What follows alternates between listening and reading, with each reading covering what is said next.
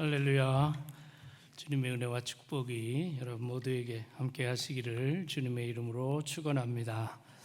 오늘도 귀한 찬양, 우리 성가대 찬양대 은혜로운 찬양 감사드립니다. 또 우리 찬양팀이 또 예배 전에 찬양을 너무 잘 인도해 주셔서 예배하는 마음이 준비되고 하나님께 영광 돌리는 마음이 준비돼서 얼마나 감사한지 모르겠습니다. 우리 찬양으로 영광 돌리는 분들을 위해서 우리 박수 한번 하실까요? 네. 너무나 귀한 사역이 이 찬양으로 영광 돌리는 것입니다. 사실 우리 예배도 근본 목적이 하나님을 찬양하는 것이고, 찬양대라는 것은 또는 찬양팀이라는 것은 성도들 대표해서 찬양을 인도하거나 찬양으로 영광 돌리는 거룩한 직분입니다. 아직도 찬양대 하고 있지 않은 분들 중에 원하시는 분은 좀 다 참여하면 좋겠어요. 제가 이 교회 담임 목사는 아닌데 우리 지휘자 목사님이 어떤 분을 뽑는지 모르지만 뭐 음악 잘하고 못하고는 지휘자 몫이지 교인들이 걱정할 게 아니에요. 그냥 하나님께 영광 돌리고자 하면 하나님께서 기뻐 받으시고, 또 우리 영광교회 성전이 하나님을 찬양하는 그 은혜, 충만, 감사 이런 것으로 늘 넘치시기를 바랍니다. 옆에 분들에게 이렇게 한번 인사해 보실까요? 오늘 이렇게 한번 인사해 봅시다. 사탄이 참 싫어하게 생겼네요. 그렇게 한번 인사합시다.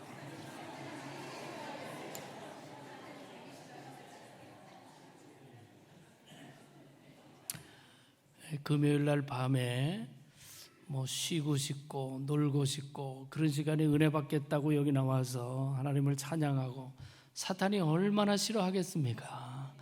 여러분, 사탄이 좀 싫어하는 존재가 되어야 됩니다.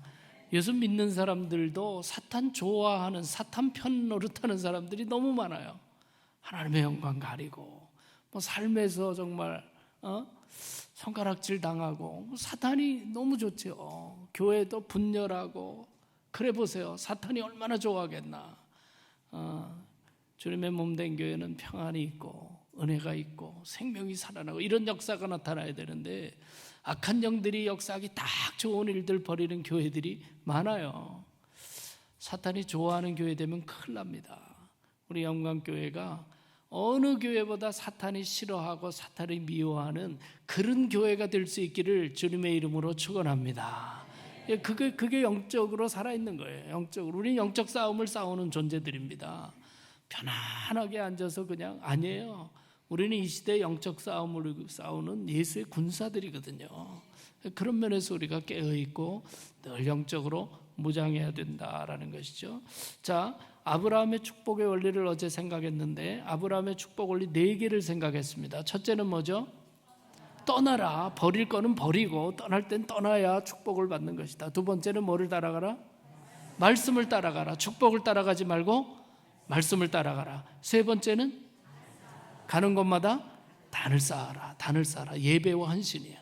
가는 곳마다 단을 쌓아라. 마지막 네 번째는 복에 거는 자가 되라. 잘 기억하고 계시네요. 구원은 무조건적이지만 축복은 조건적이다. 성경은 그것을 어디에나 증거하고 있습니다. 그래서 하나님께서 축복하시는 데는 이유가 있어요. 그것을 우리가 잘 깨달아야지. 축복 따라간다고 해서 절대로 축복 생기지 않습니다. 말씀 따라가는데 축복이 임하는 것이죠. 이 영적 원리를 우리가 깨달아야 된다라는 것이죠. 자, 오늘 두 번째는 족장 가운데 두 번째 이삭의 삶에 대해서 함께 생각하겠는데, 사실 족장 아브라함, 이삭, 야곱, 요셉이 창세기에 쭉 기록되고 있는데요, 가장 기록이 작은 사람이 이삭입니다. 그리고 이삭하면 별로 떠오르는 얘기가 사실은 많지 않아요. 근데 굉장히 평범하게 살았다는 것이죠. 기록할 내용이 많지 않았다는 것은 특이한 사건이 그렇게 많지 않아요. 뭐 예를 들면 요셉 얼마나 파란만장합니까? 야곱 얼마나 파란만장합니까? 아브라함은 선구자로 나서가지고 수 없는 일들을 당하는데, 이삭은 상당히 평범해요. 상당히 평범한. 그러나 평범하다고 해서 이삭이 복을 못 누린 것이 절대로 아닙니다. 오늘 말씀 12절에 보니까 이삭이 그 땅에서 농사하여 그의 100배나 얻었고 여호와께서 복을 주심으로 그 사람이 창대하고 왕성하여 마침내 거부가 되어 라고 기록합니다. 이삭이 복을 많이 받았습니까? 적게 받았습니까? 엄청 많이 받았어요. 여러분, 하나님께서 농사 지었는데 100배로 축복한다.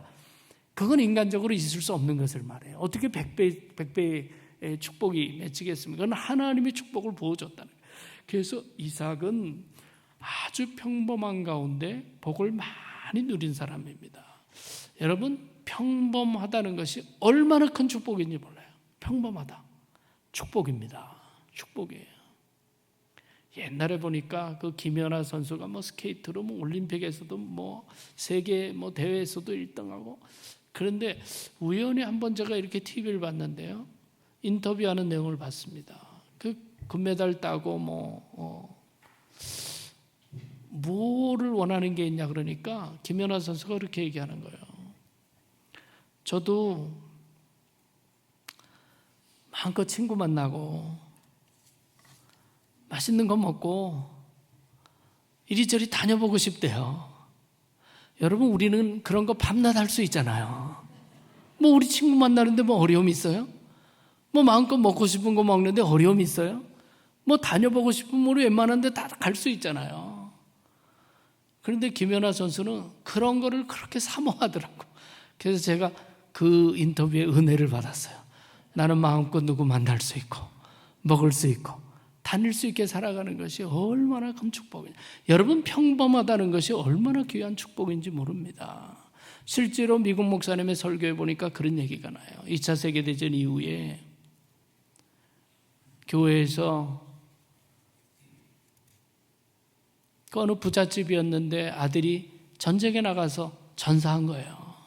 그래서 두뇌가 정말 눈물로 그 아픔을 가지고 우리 아들을 기념하는 사업을 해달라고 성전에 귀한 예물을 봉헌했습니다.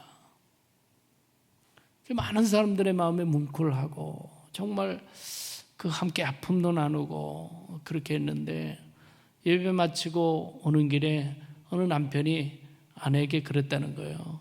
우리도 하나님께 좀 감사의 예물을 드리고 그렇게 하면 좋겠다. 그랬더니 아내가, 우리 아들은 전쟁에 나가서 죽지도 않고 돌아왔는데 왜 우리는 특별하게 해야 되냐. 그러니까 남편이 그러더라는 거예요.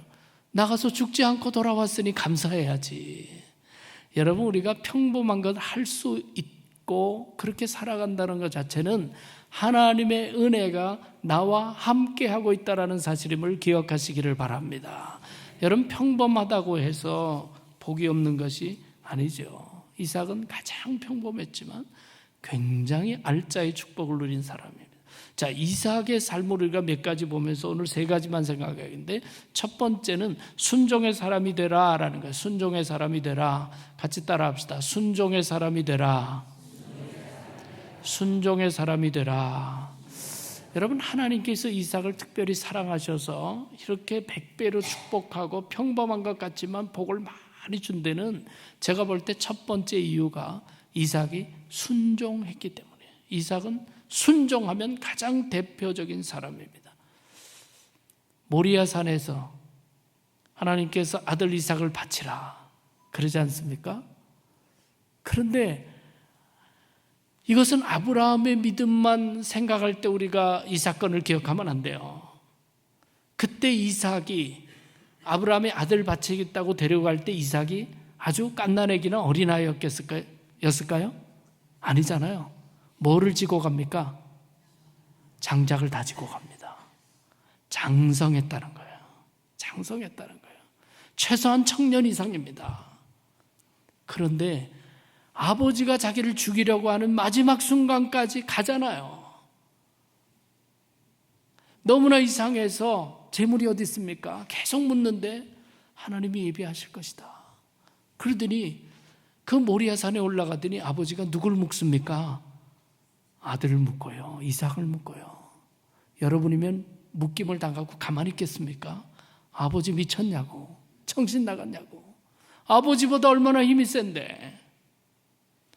근데 이삭은 아버지가 하나님의 말씀과 약속을 믿고 낳은 자식이고 이것도 하나님이 명령하시는 거기 때문에 끝까지 순종합니다.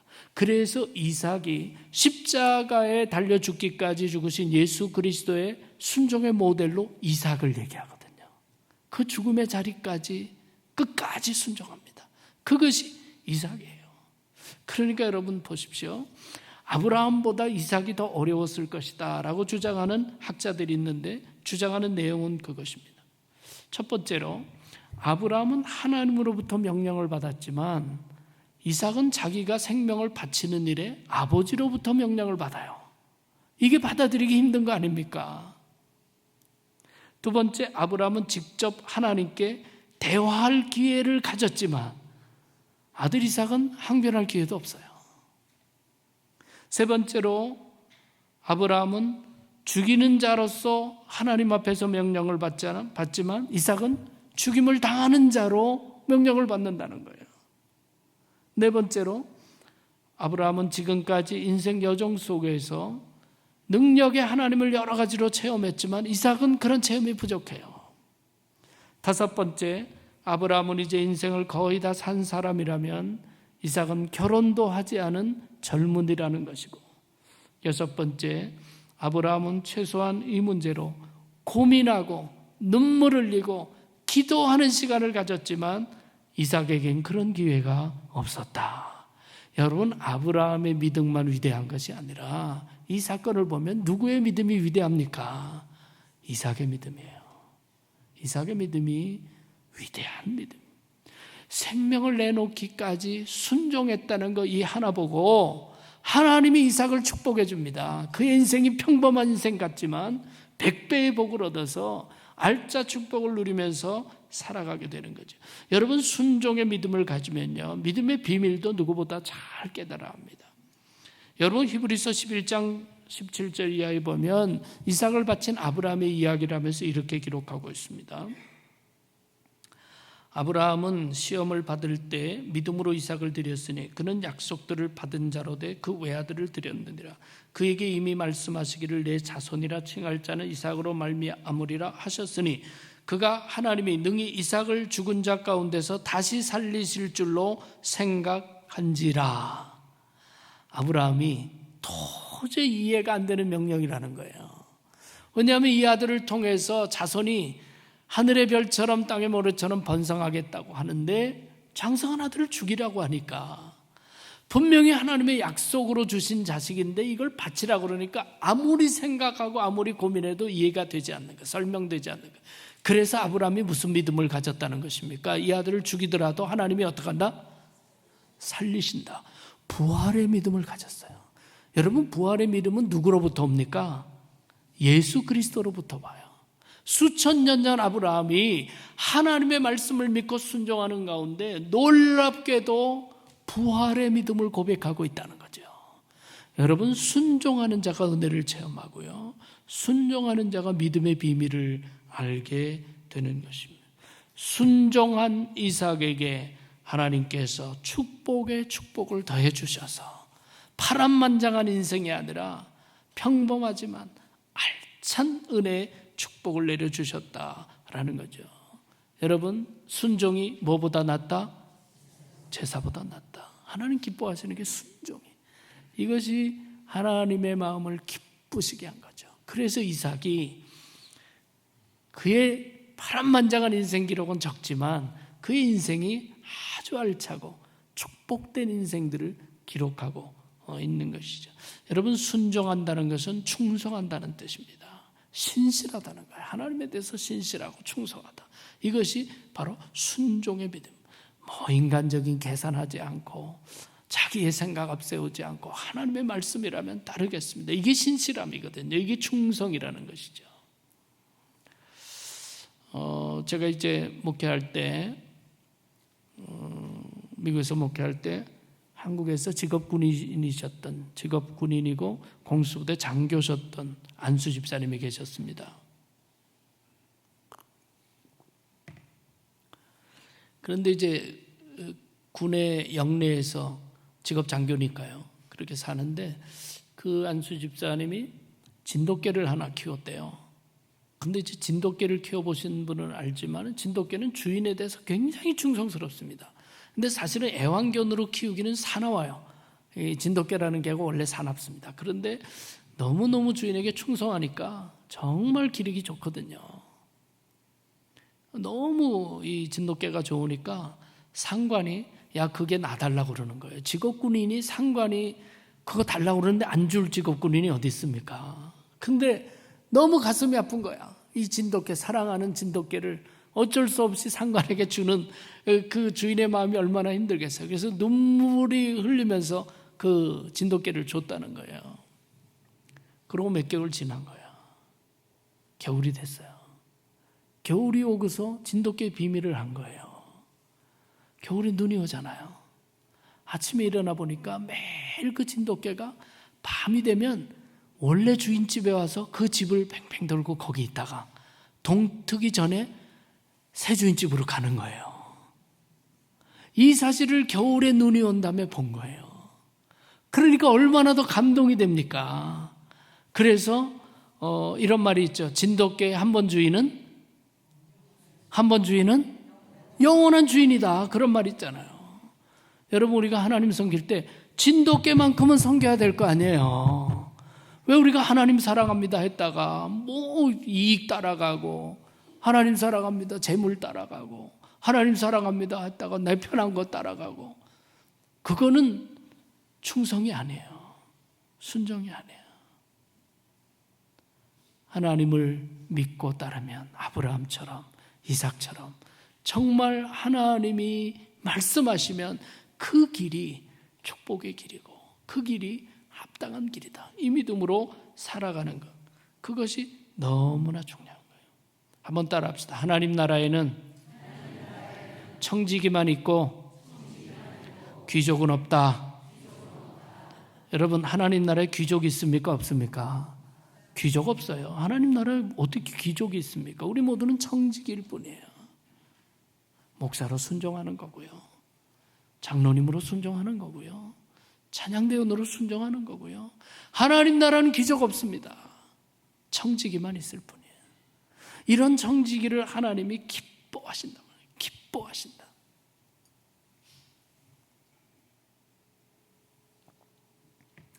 독일에 가면요. 오버엠마가우라고 하는 그런 알파스 자락의 조그만 마을이 있습니다. 아마 아시는 분이 계실지 몰라요.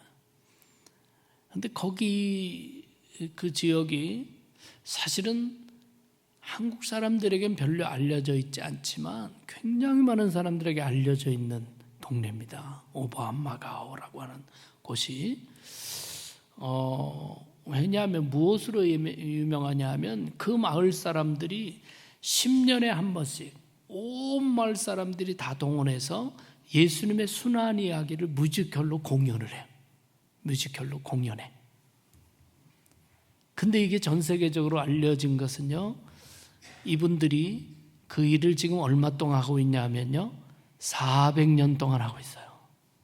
그 이유는 1600년대에 유럽의 패스트, 흑사병이 번져가지고 수많은 사람이 죽어나갈 때 알프스 자락의 조그만 마을 사람들이 성전에 모여가지고 하나님께 기도합니다. 하나님께서 이 재앙 가운데 우리를 구원해 주시면 우리가 10년에 한 번씩 예수님의 이야기를 온 세상에 증거하겠습니다. 그렇게 기도하고 약속한 거예요. 그런데 하나님께서 그 마을을 지켜주셔가지고 그 흑사병에 그 비참한 고난 가운데 건져주신 거예요. 그때부터 이 마을 사람들이요, 하나님 앞에 약속한 약속을 지키는데 400년을 지킨다니까요. 400년을 지킵니다. 10년마다 한 번씩. 내년이 2020년이죠.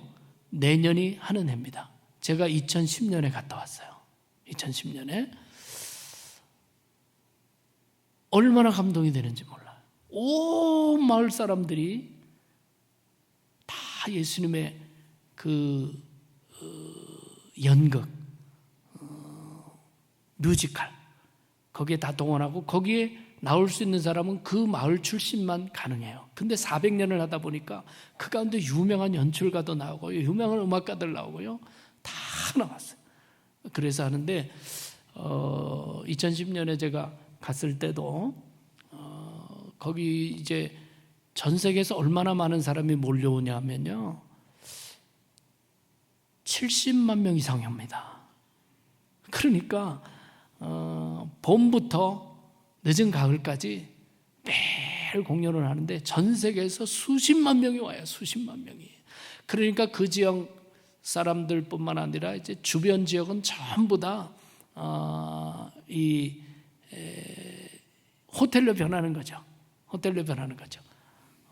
그래서 온 지역이 그 예수님의 순환 이야기로 축제가 벌어지는 거예요. 그 한 번은 택시를 탔는데요, 그 택시 운전하시는 분이 할머니예요. 할머니인데 그 마을 사람이죠. 너무나 자랑스럽게 얘기하는 거예요. 우리 아들이 이번에 저기 예수라고, 우리 아들이 예수로 나온다고. 그래서 얘기를 하면서 그 예수님 하기 위해서 몸을 만들고 머리 기르고 그거를 1년 전부터 하는 거예요. 예수로 뽑히면. 제가 거기 가서 얼마나 감동받았는지 몰라요. 여러분, 한 개인이 순종하는 것도 어려운데요, 온 마을이 하나님 앞에 한 약속을 400년 이상 지킨다는 것은 전 세계 사람들이 몰려가는 이유가 충분하다는 거예요. 충분하다. 여러분, 지금 표 사기 어려울 겁니다, 아마. 그렇지만 여러분 중에 한번 알아보시고 한번 좀 가보실 수 있는 분은 가보세요. 그 자체가, 역사 자체가 얼마나 감동인지 몰라요. 그 마을 사람들이 뮤지컬 가사를 다 썼고요, 곡을 다 썼고요, 연출해서 모두 하는데 얼마나 훌륭한 예수님의 순환 이야기를 직접 그렇게 하는지 모릅니다. 여러분, 하나님께서 순종하는 자를 기뻐하신다. 그래서 이삭의 축복은 순종하기에 주신 하나님의 은혜와 축복이다 라는 것을 기억하면서 우리 모두가 순종하는 사람이 될 수 있기를 주님의 이름으로 축원합니다. 두 번째로 우물을 파고 나누라 라는 게, 우물을 파고 나누라. 시작. 우물을 파고 나누라. 자, 이삭의 이야기가 많지 않은 가운데 가장 주도적으로 나오는, 인상적으로 나오는 이야기가 오늘 본문이에요. 이삭은 가는 곳마다 우물을 파는 은사가 있어요. 근데 우물을 파내면 그 지역 사람들이, 블레셋 사람들이 우물을 빼앗는단 말이죠. 여러분, 본래 그 지역에서 사는 사람이 우물을 찾아도 더 잘 찾아야 되는데 이 사람들이 못 찾아요. 왜냐하면 우물이 너무나 없기 때문에, 우물 찾는 게 너무 어렵기 때문에. 그러나 이삭은 하나님이 축복하셨잖아요. 그러니까 소수인종처럼 살아가는 사람이지만 우물을 찾아내요. 그러면 블레셋 사람들이 빼앗습니다. 그러면 이삭이 또 옮겨요. 그래서 또 우물을 파내요. 그럼 와서 또 빼앗습니다. 자, 그런 이야기를 계속하고 있습니다. 여기 보니까 우물을 팔 때 거기 보면 르호봇이라는 것이 나오죠. 그러니까 빼앗으면 뺏기고 빼앗으면 뺏기고 하다가 더 이상 뺏지 않으니까 그것이 르호봇이 돼. 이곳에서 번성하리로다. 그래서 하나님의 축복을 크게 누리게 되는데, 여러분, 우물이라는 것이 무엇입니까? 생명의 근원을 얘기하는 거예요. 이 물이 없으면 가축도 살 수가 없고 사람도 살 수 없고, 그러니까 이 우물 가지고 목숨을 거는 거예요. 목숨을 거. 그래서 이 우물이라는 것은 영적인 의미로 볼 때 생명을 말하는 거죠. 생명을 말하는 거예요. 그러니까 우리의 믿음 생활로 말하면 전도를 말하는 것입니다. 여러분, 우리 그리스도인과 교회가 복음 전하고 생명의 역사, 구원의 역사 이루지 못하면 안 되는 거거든요. 이것이 얼마나 중요한 일인지 모릅니다. 그런 면에서 우리에게 주어진, 우리가 나누어야 할 가장 중요한 일은 바로 복음이고, 그 결과로 생명의 역사가 맺혀져야 된다. 여러분, 전도를 가볍게 여기면 교회가 죽은 것입니다. 죽어가는 것입니다. 굉장히 중요해요. 교회가 존재하는 목적이 뭡니까? 우리들 취미생활이 아니에요. 뭐 이민자들이 교회 중심으로 모여서 삶에 도움을 얻고 친교를 나누지만 이것은 아주 부수적인 축복에 불과합니다. 우리끼리 친교만 나누고 한 영혼 전도도 못하고 구원받는 사람도 없으면 사실 하나님께서 교회를 통해서 이루시려는 사명을 이룰 수가 없어요. 저도 91년에 기도 가운데 정말 가보지도 않은 곳에 무작정 가서 제가 개척을 시작했어요. 미국에서, 뉴욕에서. 기도응답으로 가서 그냥 개척했어요. 제가 연고 있어서 간 것도 아니고. 가자마자 새벽제단 매일 열고요. 그냥 기도 시작하고 목회를 시작했어요. 그러니까 개척 초기에 한 명이 얼마나 중요합니까? 한 명이. 참 저는 개척에 본 것이 얼마나 감사한지 몰라요. 왜냐하면 교인 한 분 한 분이 얼마나 소중하다는 거. 정말 못 보던 분이 한 분 오시면요, 한 분인데, 한 분이 왔는데 얼마나 설교하는데 힘이 나는지 몰라. 하나님이 영혼을 보내주셨단 말이죠. 그 한 명이 그렇게 소중해요. 그렇게 하면서 간절히 목회하는데 어느 날 소문이 들리기 시작하더라고요. 옆에 교회에서 분열이 시작됐다, 이런 소문이 들어요. 그러니까 제가 목사로서 얼굴에 나타나진 않았지만 속으로 좋더라고. 왜 좋겠어요? 야, 저기 교인들 우리 교회 올 수 있겠다, 아마 올지 모르겠다, 기대감이 생겨가지고 속으로 마음이 좋더라니까. 여러분, 주일날 그 소문을 듣고 속으로 내가 좋아하다가 주일날 저녁에 내가 하나님께 기도하는 시간에요, 엄청 책망받았습니다. 성령께서 저를 책망하시는데 이렇게 묻는 거예요. 지금 옆에서 분열하는 교회는 누구 교회냐? 주님의 교회입니다. 그러면 네가 세우려는 교회는 누구 교회냐? 주님의 교회입니다. 그렇다면 옆에 분열하는 교회 때문에 즐거워해? 네가 그 수준이면 당장 목회 그만두라는 거예요. 출발도 하지 말라는 거예요. 그래서 제가 하나님 앞에 정말 참여했습니다. 제가 영적 수준이 이렇게밖에 안 되는데 어떻게 목회를 한다고? 주님의 양들이 고통하고 아파하는 것을 내 교회는 좀 올까 해서 그거 기대하고 좋아하는 수준 가지고 어떻게 세상을 변화시키냐, 어떻게 생명 살리냐. 제가 그 뒤로는요, 옆에 교회 분열해서 오는 교인들 절대로 반가워하지 않습니다. 그 영혼을 긍휼히는 여기지만 그것 때문에 내 교인 늘어난다고 기뻐한 적이 한 번도 없어요. 왜냐하면 그게 주님의 아픔이거든요. 주님의 아픔이에요. 여러분, 교회가 자라는 것은 우리가 전도해서, 우리가 복음을 전해서 교인이 자라야 되죠. 옆에 교인 싸워서 자라는 것은 축복이 아니라니까요. 뭐 그것도 돌봐야 될 일이에요. 주님의 양들이니까 돌봐야 될 일이에요. 그러나 그것 가지고 성장이라고 말하거나 그것 가지고 우리가 사명 감당했다고 얘기하면 안 돼요. 우리에게 우물을 맡겨준 거 아닙니까? 그러면 이 우물을 파서 나누어서 생명 살려야 돼요. 그 역할을 교회는 감당해야 한다라는 것이죠. 그 누가복음에 보면 예수님께서요 70명을 파송하잖아요. 근데 이들이 나가서 전도하고서는 아주 은혜 충만해서 돌아와요. 그러면서 주의 이름으로 마귀도 항복합디다, 그러면서 막 제자들이 기뻐해요. 그러니까 주님께서 뭐라 그러신 줄 알아요? 그래, 사탄이 하늘에서 떨어진 걸 내가 보았다. 그러나 귀신들이 항복하는 것으로 인하여 기뻐하지 말고 너희의 이름이 하늘에 기록된 것으로 인하여 기뻐하라.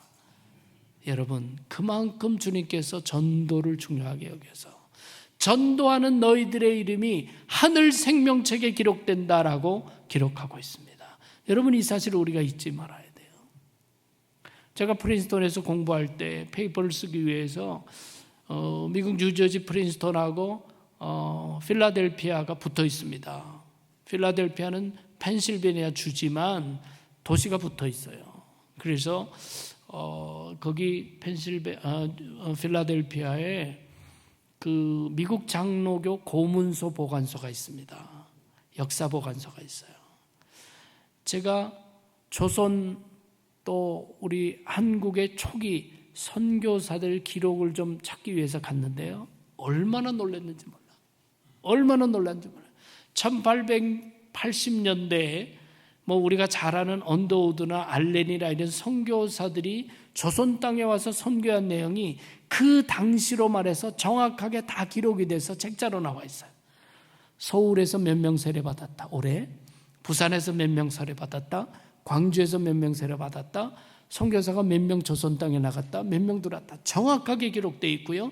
더 놀라운 것은 뭐냐면요, 그때 선교를 위해서 헌신했던 교회 이름, 사람 이름, 선교 금액이 그대로 나와 있어요. 깜짝 놀랐습니다. 1880년대 기록이 그대로 다 보관되어 있어요. 한국도 있고 일본도 있고 전 세계 선교 역사가 책으로 다 묶여 있어요. 그때가 벌써 30년 전이거든요. 30년 전이거든요. 저는 너무 충격을 받았어요. 이러니까 미국이 세계를 지배하는구나. 어떻게 이 역사를 다 가지고 있나 깜짝 놀랐는데, 여러분 지금 생각해 보세요. 우리는 컴퓨터가 다 보편화됐잖아요. 그런 거 기록 남아있는 거 컴퓨터로 기록하면 문제도 아니에요. 문제도 아니에요. 여러분, 우리가 복음 전에서 생명 살리는 일을 하늘의 생명책에 기록한다는 것은 놀라운 일이 전혀 아닙니다.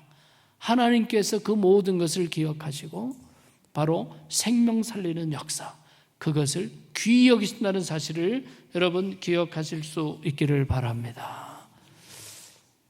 저는 미국에서 목회할 때부터 지금 한국에 나가서도 한 달에 한 번씩 세례식을 꼭 베풉니다. 한 달에 한 번씩. 그렇게 하는 이유는 다른 것이 아니에요. 교회 기본 목적을 잊어버리지 말자.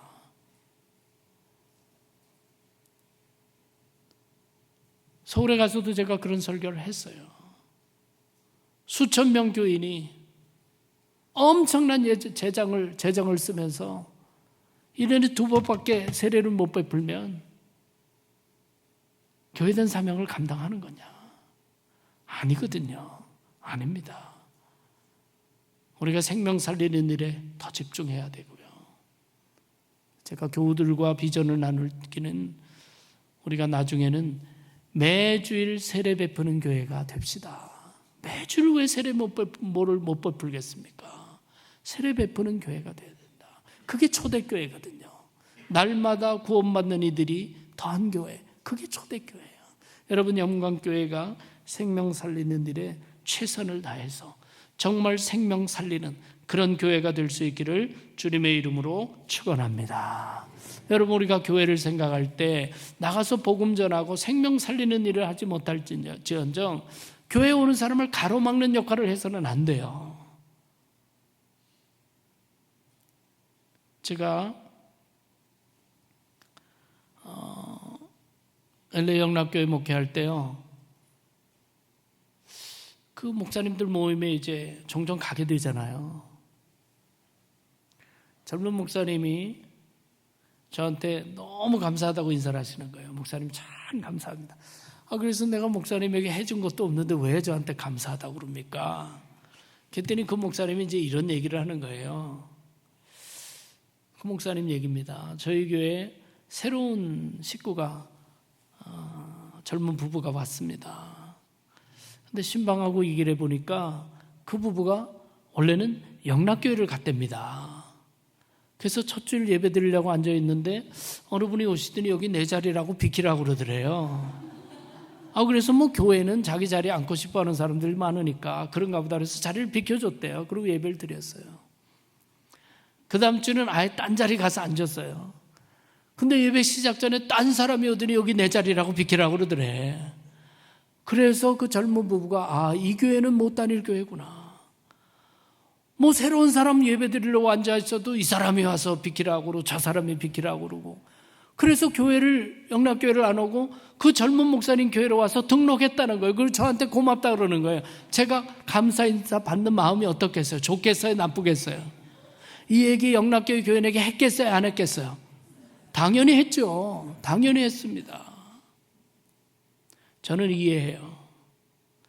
좀 연세가 드시면 예배실이 크면 소리가 좀 잘 들리는 데가 있고 안 들리는 데가 있어요. 에어컨 틀면 추운 데가 있고 안 추운 데가 있어요. 그럼에도 불구하고 우리가 그 정도 영적 민감성이 없어서 처음 온 사람 비켜라 그거는 아니에요. 그거는 아닙니다. 우리가 생명을 소중히 여겨서 한 영혼이 교회에 오기까지 얼마나 많은 인생의 고뇌와 때로는 기도와 갈등 속에 찾아왔는데 영적으로 무분별하고 영혼에 대해서 무관심해서 그런 사람들 돌려보내는 교회가 된다면 하나님 앞에 부끄러운 일이다. 하나님 앞에 부끄러운. 여러분 예수님 이야기에 보면 복음서에 보면 친구 4명이 중풍병자를 데리고 예수님 앞에 오잖아요. 그래서 여러분 생각해 보세요. 그 옛날에 중풍병자를 데리고 오려면 그 무슨 기구도 만들어야 되고 얼마나 어려웠겠어요. 요즘처럼 쉽게 이런 게 없잖아요. 그러니까 4사람이 기구를 만들어서 다 메고 왔단 말이죠. 근데 이미 사람들이 예수님 앞에 꽉 들어차 있어가지고 갈 수가 없어.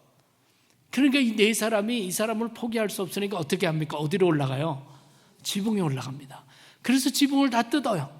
그리고 지붕 아래로 내려. 그 예수님이 보면 참 거기 특이한 말씀이 있어요. 저희의 믿음을 보시고 환자를 고쳐줘요. 이거 굉장히 특이한 경우입니다. 그러니까 이 사람을 고치겠다고 중보하는 사람들의 믿음을 보시고 고쳐주신 경우거든요. 여러분 이 이야기를 보면서 우리가 놓치지 말아야 될 것이 있어요. 그 친구 4명의 중보하는 믿음도 우리가 보아야 되지만 우리가 깨달아야 되는 것은 무엇입니까? 먼저 와서 예수님 차지하고 앉아서 정말 중풍병자가 4명에 의해서 지어가지고 데려온 사람을 길을 안 비켜준 그 사람들을 우리가 봐야 되는 거죠. 예수님 앞에 먼저 온 것은 잘못이 아니에요. 예수님 앞에 일찍 온 것은 잘못이 아니에요. 그러나 나중에 오는 사람 길 막고 있는 것은 잘못입니다. 여러분 우리가 그 생각을 해야 돼요. 그래서 우리가 예수 그리스도로부터 구원받았으면요, 그 은혜를 깨닫고 다른 사람도 구원받고 다른 사람도 은혜 받고 다른 사람도 생명을 얻을 수 있도록 비켜주는 것, 열어주는 것, 인도하는 것, 그것이 바로 생명 살리는 역사다라는 사실입니다. 여러분 우리가 꼭 기억하면서 우리 영광교회가 정말 생명을 살리는 그런 교회가 되실 수 있기를 주님의 이름으로 축원합니다. 자, 마지막은 화평의 사람이 되라라는 거. 화평의 사람이 되라. 시작.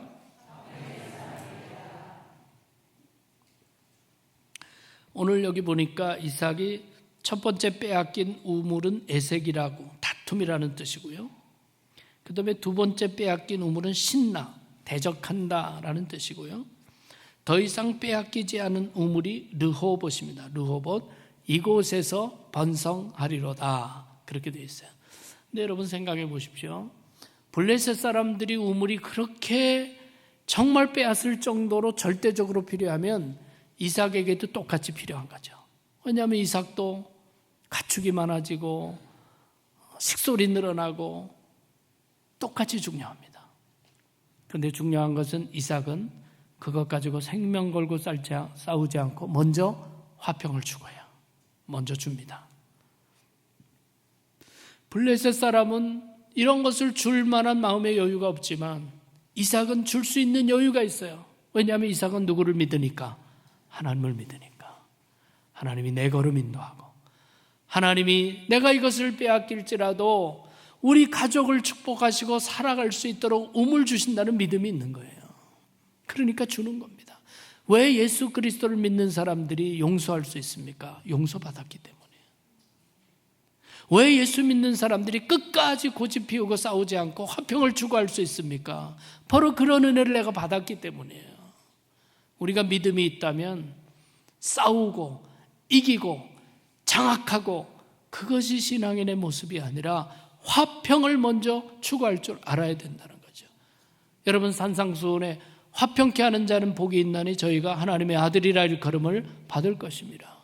화평케 하는 자가 바로 하나님의 자녀, 하나님의 아들, 딸이라고 이야기하고 있습니다. 여러분 그런 면에서 우리가 화평을 만들 수 있는 사람, 그래서 신앙인들은 마음의 여유가 있어야 돼요. 뭐 나와 생각 다른 사람이 있다고 그렇게 싸우고 미워하고, 뭐 주님 섬기면서 그렇게 부정적이고 밤낮 안 된다고 그러고, 저도 오랫동안 목회했어요. 안 된다고 얘기하는 사람만 문제예요, 사실은. 교회 안에 문제없는 교회가 없어요. 교인 중에 문제없는 인간 하나도 없어요. 그러니까 우리는 문제가 많은 것은 당연한 것입니다. 그러나 하나님이 우리 가운데 계시기 때문에 그 속에서 은혜가 있고 그 속에서 용서가 있고 그 속에서 회복이 있는 거예요. 이것을 믿는 그리스도인들이 화평을 추구하고 마음의 여유를 가지고 다른 사람도 좀 들어주고 싸움보다는 먼저 화평을 추구하고. 여러분, 어느 이야기에 보면 아주 재밌는 이야기가 있는데 로버트 풀턴이라고 하는 사람이 이 증기로 가는 배를 제일 처음 만든 사람이에요. 그런데 많은 사람들이 그 사람의 이야기를 믿지 못하는 거죠. 어떻게 돛을 달지 않았는데, 노를 짓지 않는데 배가 갈 수 있느냐. 그걸 못 믿겠다는 거지. 근데 이 사람은 증기 같은 걸로 그냥 우리가 노를 젓지 않아도 배가 갈 수 있다고 하면서 이 증기 만들고 하는 걸 계속 실험하니까 얼마나 시끄럽겠습니까? 얼마나 무슨 매연이 또 얼마나 나겠어요. 그러니까 절대로 저 배는 못 간다. 절대로 못 간다. 저 사람이 무슨 짓을 해도 저렇게 갈 수 있는 배는 없다. 절대로 못 간다. 그렇게 너무나 많은 사람이 주장했대요. 그런데 드디어 어느 날 실험에 성공해가지고 전기로 배가 가기 시작하는 거예요. 이 돛을 달지 않고 노를 짓지 않아도 전기의 힘으로 배가 가기 시작했어요. 그랬더니 그렇게 절대로 배가 안 간다고 주장했던 사람들이 아유, 내가 참 잘못했다. 내가 생각 잘못했구나. 그렇게 하는 게 맞잖아요. 근데 그러지 않더라는 거예요. 절대로 안 간다는 사람이 그 다음부터 뭐라고 그러냐면 저 배는 절대로 안 쓴다 이제는 그러더라는 거죠. 실제로 증기배 만든 이야기에 나오고 있는 이야기예요. 여러분, 우리가 예수 그리스도의 사랑을 입었으면 화평케 할 줄 알고 싸우고 이기려고 하고, 그건 신앙이, 그건 성령의 역사하는 길이 아니라니까 악한 영이 역사하는 길입니다. 그리고 내가 받은 은혜가 있으면 나눌 줄 아는 것, 그것이 르호봇의 축복을 받는 길이에요. 여러분이 기억하실 겁니다. 1992년에 LA 폭동이 일어난 걸 아시잖아요. 라드니 킹이라고 백인 경찰들이 흑인을 수없이 두들겨 패가지고 그것 때문에 흑인 폭동이 일어났는데요. 아니, 백인 경찰이 흑인을 두들겨 팼는데 폭동의 피해는 누가 받았습니까? 한인들이 당했어요. 이게 역사적 교훈이에요. 우리가 이민자로 처음 살다 보니까 이삭과 같은 마음을 못 가진 거예요. 악착같이 돈을 벌고 악착같이 좋은 동네에 가서 악착같이 좋은 교육을 애들에게 시키느라고 사실 이민자로 우리가 얼마나 절박하게 살았어요. 그러다 보니까 흑인들의 마음속에는 우리들의 돈을 벌어가지고 좋은 차 타고 좋은 지역 가서 사고 우리 커뮤니티에 아무것도 공헌하지 않는 사람, 이런 증오심이 들어차 있었던 거예요. 엉뚱하게 백인들에 대한 분노가 한인들로 몰려와가지고 불태우고 폭동의 피해자가 됐어요. 참 우리가 이삭의 이야기를 좀 깊이 읽었더라면 그런 생각이 나는 거예요. 4.29 LA 폭동 때도요, 실제로 우리 한인들이 그런 이야기들을 다 이야기합니다. 평소에 흑인들에게 좀 잘해주고 늘 베풀고 이랬던 가게는요, 흑인들이 지켜줬어요. 이것이 이민자로 살아가는 우리들, 그럼에도 불구하고 복의 근원자로 살아가는 우리들이 배워야 할 지혜라는 거죠.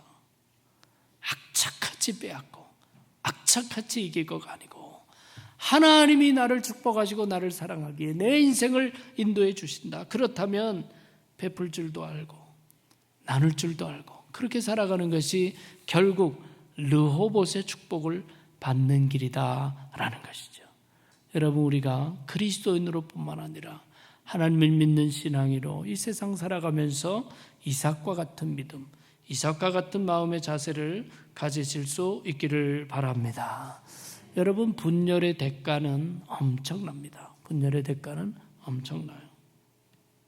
삼성경제연구소가 2009년에 발표한 내용입니다마는 대한민국의 사회 갈등 지수는 OECD 국가 중에 터키, 폴란드, 슬로바키아에 이어서 4번째로 높습니다. 그래서 한국 사회가 분열이 많아요.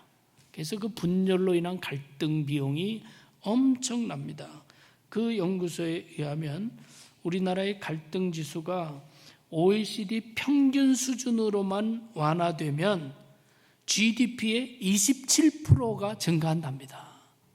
엄청난 손실이 갈등 때문에 사회 곳곳에서 일어나고, 지금 대한민국 예외 아닙니다. 그 갈등이 얼마나 깊은지 몰라요. 여러분, 영적 삶에도 갈등은 항상 악한 영이 개입하는 도구가 돼요. 그래서 여러분, 우리 믿음 생활을 할 때 우리 하나님 믿는 사람 아닙니까? 교회는 무엇보다도 화평 먼저 추구해야 돼요. 화평 먼저 추구입니다. 교회에서 뭐 일을 잘하면 얼마나 잘해요. 일하면서 제발 싸우지 마시고, 잘하려고 다투지 마시고, 조금 잘못해도 돼요. 조금 천천히 가도 돼요. 화평이 먼저입니다. 화평이 먼저. 이민교회 섬기다 보면 참 뭐라 그럴까 안타까운 이야기들이 많는데, 저도 그런 얘기 들어서 어느 교회에서 싸움이 났는데요. 그 싸움의 원인이 다른 게 아니에요. 성가대에서 우리 새롭게 가운합시다 그랬는데, 한쪽 사람은 빨간색 계통으로 하자고, 한쪽 사람은 파란색 계통으로 하자. 이게 싸움 나가지고 교회가 갈라졌다는 거예요. 말도 안 되는 이야기 같죠? 이런 일이 생기는 것이 이민교회 아닙니까? 악한 영이 역사하는 것이 많아요.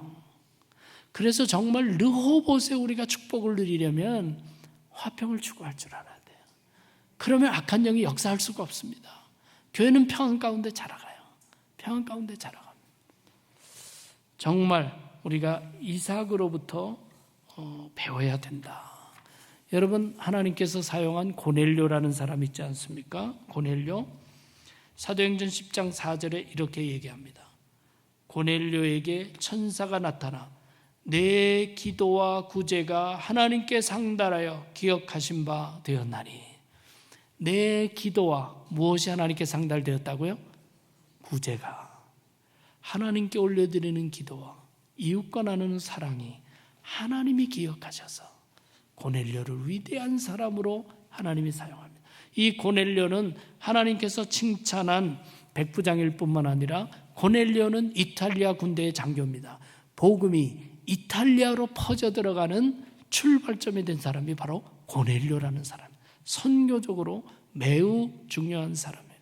바로 하나님 앞에 드리는 기도뿐만 아니라 이웃 간의 구제와 베품과 나눔이 있었던 자를 하나님께서 위대하게 사용하셨다라는 것이죠. 여러분, 오늘 우리가 이삭의 이야기를 통해서 이삭을 축복하신 데는 이유가 있다라는 것을 우리가 꼭 기억하면 좋겠고요. 이삭은 가장 평범하고 굴곡이 없는 삶을 살았지만 이것이 얼마나 큰 축복인지 이것을 우리가 기억하면서 이삭의 축복의 원리를 한번 정리하겠습니다. 첫 번째는 뭐죠? 순종하는 자가 되라. 순종하는 자. 순종했기 때문에 하나님이 축복하신 거예요. 두 번째는 뭡니까? 우물을 파고 나누라. 우물을 파고 나누라. 생명을 나누는 사람이 되라 라는 것이고, 세 번째는 화평의 사람이 되라. 화평의 사람이 되라. 내일 또 시험 볼 겁니다. 꼭 기억하셔서 하나님께서 어떻게 족장들을 사용하셔서 위대한 역사를 이루어 가셨는지, 각 족장마다 다른 인생의 모습으로 살아갔지만 하나님께서 그들을 어떻게 축복하셨는지 우리가 기억하는 그런 집회가 되면 좋겠습니다. 한번 따라 합시다. 순종하라. 우물을 파고 나누라. 화평의 사람이 되라. 여러분 모두 이삭의 복을 누리고 르호봇의 축복이 함께 하시기를 주님의 이름으로 축원합니다. 기도하겠습니다. 사랑해 주님.